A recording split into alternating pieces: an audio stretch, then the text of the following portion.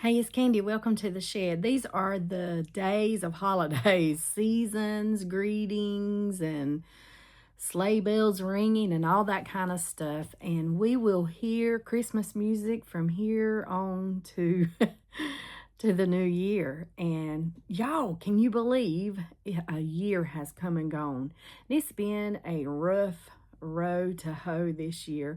A lot of people going through a lot of things. And so I wanted to take a moment to just say to some of you out there who maybe are crying, struggling, questioning, contemplating, thinking what is next in life, thinking maybe I hope we don't have a redo of this again, or whatever it is that you're going through. I want you to think about how we have just come out of days that felt like, and not just days, it's been years, ever since the end of 2019 rolled around and that thing hit the earth. And we all know what thing I'm talking about. Nothing has been the same for a whole lot of people ever since. It's been a crazy, wild ride over these last several years. And so think about that when you encounter people. During these holidays, you will encounter people.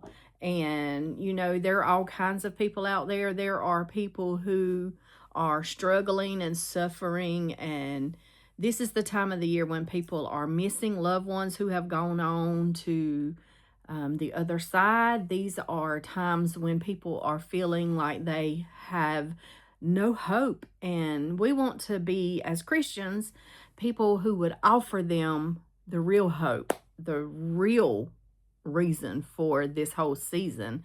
And so as you're going into these holidays, these next couple of weeks, and they will blow by so fast, I want to encourage some of you to take this opportunity to think about,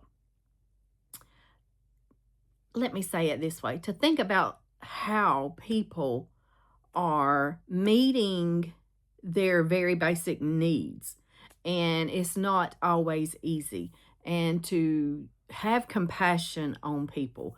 Our God is a compassionate God, long suffering. Yes, He is. We learn that as we study the book of Jonah. We learn that as we look from Genesis and right after the fall, all the way through Revelation in the end. We serve a compassionate God, a restoring God, a providing God, a healing God, a saving God, a God of grace and mercy.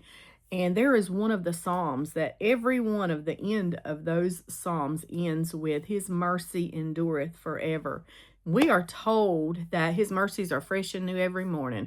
It's like a blank slate. Someone said, if you used them all up yesterday, you got a fresh batch today. But honestly, you cannot use them all up.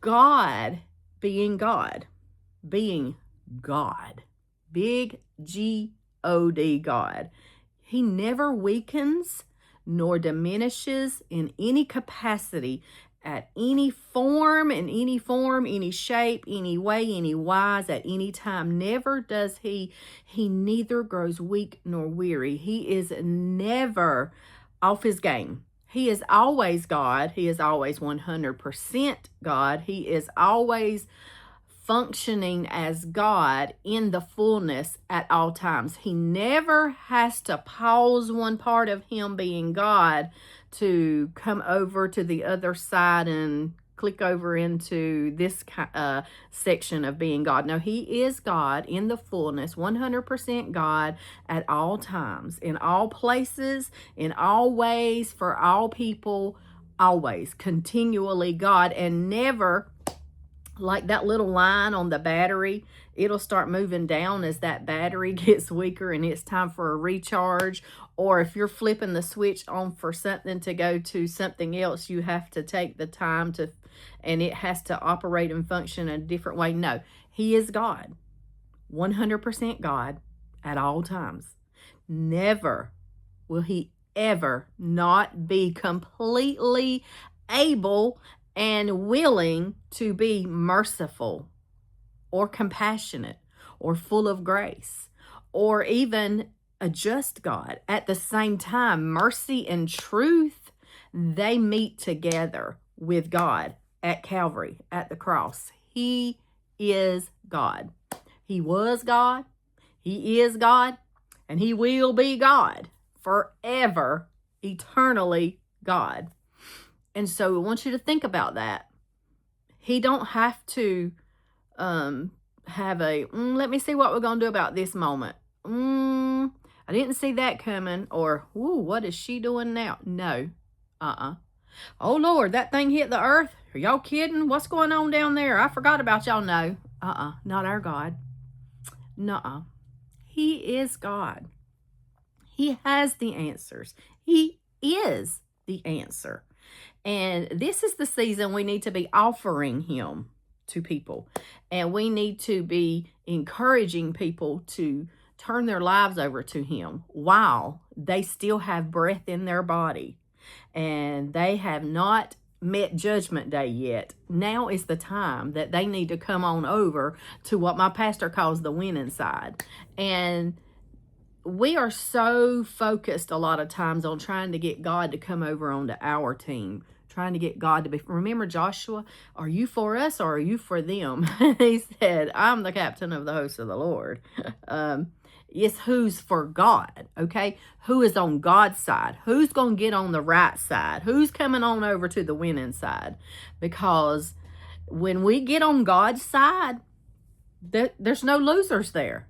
The losers are those who are not on God's side. So we need to get our family members to wake up and realize who God is. And the only way we're going to know who God is if we're in the Word. This right here, that's who God is. He tells us in every one of these pages is who God is. In all of his godness, he is there. He meets us in those pages. He meets us every morning when we wake up. He gives us the ability to pull aside and rest and sleep because he neither slumbers nor sleep. And he is so good at being God.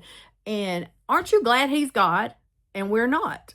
I mean, we wouldn't be so merciful. Jonah was not merciful. We would not be so compassionate. Jonah was a little beside himself, you know. Clearly, you can see he wasn't in his right mind. He was just ready to just die and meet God in his disobedience. Oh, Lord, help us all to not get there. But we clearly need to remember that it's God. It's God who put it all here. It's God who holds it all here. It's God with the plan. It's God with the remedy. It's God with the cure. It's God with the answer. It's God with the word. He's the God of his word. And he never ceases to be that. He never diminishes in his capacity to be God. He is God at all places, at all times, for all people. He is God of it all, holding it all together. He's the one who put it here. Who else can hold it together? This is the season that we don't need to get caught up in the hoopla and the whoopla and the because it's all out there. Not saying that we can be bah humbug or whatever, that it's a bad thing if you, no. Just don't get lost in the midst of what it ain't and miss what it is, because it's all about God and his great love for humanity, for his people, for his creation. And all of creation is groaning for that great regenerating that is coming, y'all. That great getting up morning when, and it's coming, y'all. And we're on the verge of it. Don't think that we're not, because we are. You cannot tell me that you have really looked into that word and that you really believe that word and that you really have not found him to be God of his word, true to his word, faithful to his word.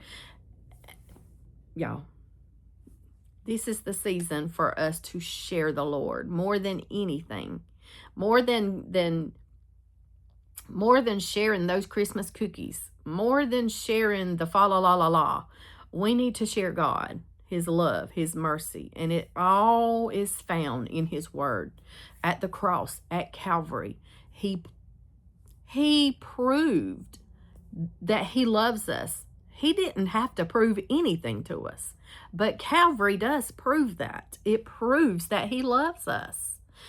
Unconditionally, yes. Will he unconditionally just allow us to do whatever and still get into heaven? I'm not saying that, because clearly his word does not teach that. We have to come into the family of God through the door, and the door is Jesus, and through the cross and the blood. If you're not saved by grace through faith in what Jesus, his finished work, then all your and my works, if they could get us there, they would have got Moses in them there. And I'm not saying Moses and them didn't make it, but I am saying that what was weak in the law, in that religious tradition, in that their capacity to go and redo and redo and redo and redo and redo and redo and re-sacrifice and re-sacrifice and re-give and re-give and re-give, and every time you turn around it was something. But it's not like that. When Jesus met it, he met it once for all, and he disarmed the enemy. From the cross, he disarmed the enemy. So now we can, like Isaiah said, no weapon formed against us shall prosper. No weapon formed or fashioned against us shall prosper. Why? Because he disarmed the enemy. So if we want to win the battles in life, and we have them, Jesus already won the war, y'all. It was completely... the enemy didn't even stand a chance. He didn't stand a chance in Genesis. He tried his best, but he still don't stand a chance.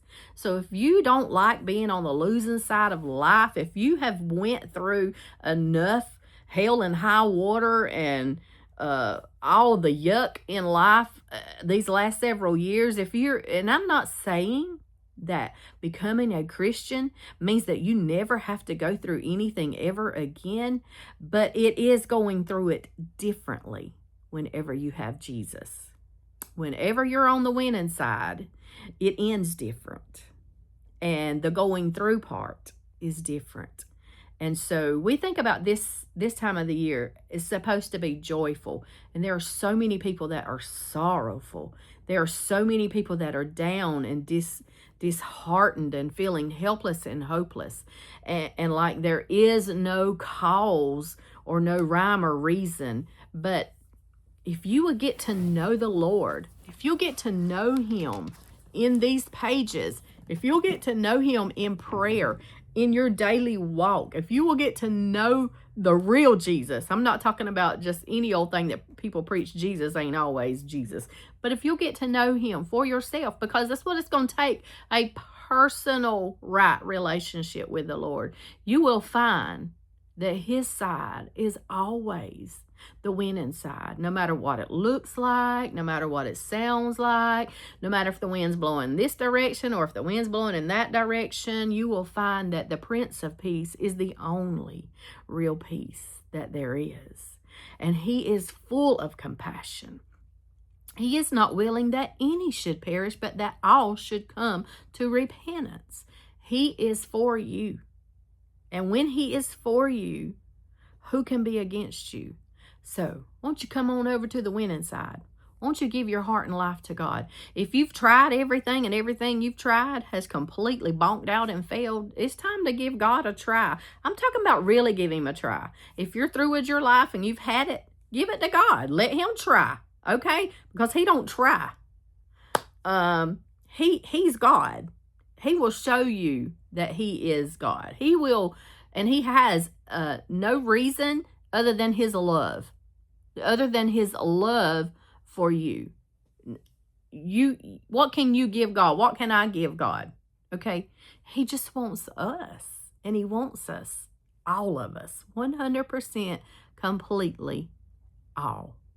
So if you've tried and everything you've tried has come up blank and empty, and he don't come up empty. He never fails.